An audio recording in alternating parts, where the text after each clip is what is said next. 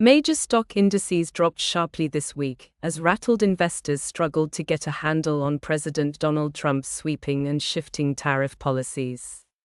But when asked in the Oval Office on Thursday whether he thought it was his tariffs that were scaring the markets, Trump pinned the blame elsewhere.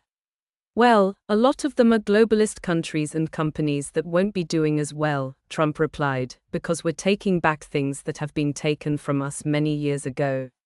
Trump did not elaborate on what those things were. "We've been treated very unfairly as a country," he continued. "We protect everybody. We do everything for all these countries, and a lot of these are globalist in nature."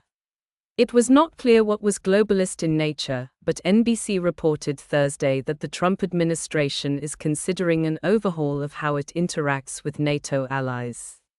Later in the same press event, Trump again blamed globalists for the market downturn. "I think it's globalists that see how rich our country's going to be, and they don't like it." Over the course of an hour, Trump used globalist to describe people, companies, and countries, making it difficult to pin down specifically what he was talking about.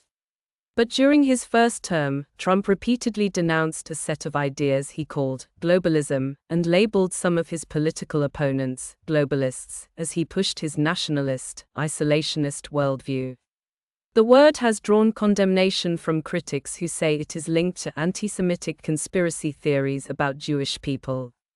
According to the American Jewish Committee, the term globalist is used today as a coded word for Jews who are seen as international elites conspiring to weaken or dismantle Western society using their international connections and control over big corporations.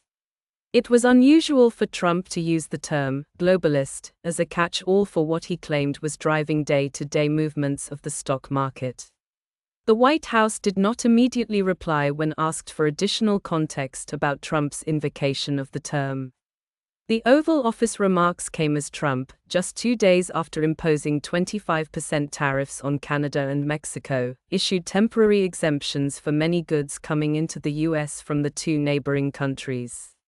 He denied that those pauses came in response to the market rout. "Nothing to do with the market," he said, adding, "I'm not even looking at the market." Even as Trump seemed to reject the idea that his tariffs spurred a sell-off, he once again acknowledged that those duties could at least briefly roil markets. "There'll always be a little short-term interruption," he said. "I don't think it's going to be big, but the countries and companies that have been ripping us aren't particularly happy with what I'm doing. Again, there'll be disruption," he added.